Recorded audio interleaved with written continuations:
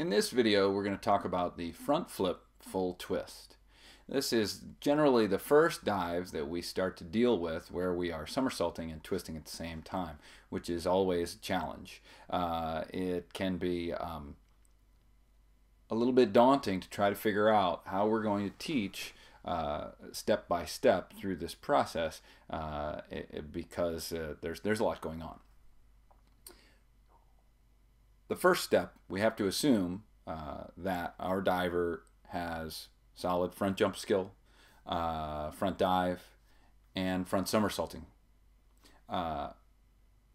Generally speaking, they may be able to do a front 1.5 also, but at a minimum, they have to be able to do a very good front jump, front dive, and front somersault tuck. From there, we're going to learn a front somersault open pike. And what I mean by open pike is that the body is bent at a 90-degree angle and the arms are held in a T position once they've come off the board. So they're going to do their normal arm pattern for a front jump with first reach and second reach, and then once they've completed that, as they're leaving the board, they move their arms in a sort of like the roof of a house, right? Or a teepee.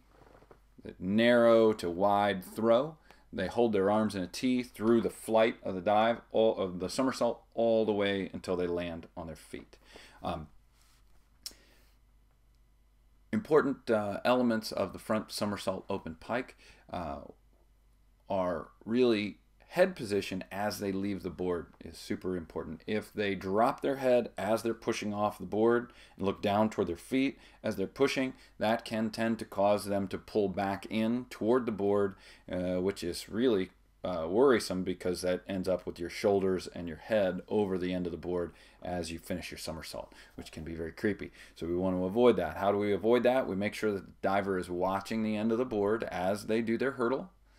As we've talked about on front jumps and front dives and front somersaults, watching the end of the diving board as they hurdle, and then once they land on the end of the board, then they shift their vision out and forward to the first lane rope and watch that first lane rope as they push off the board and set their arms. If they've got their eyes fixed on a set position out in front of them, that helps quite a bit to keep their head stable, and that makes the dive much more safe.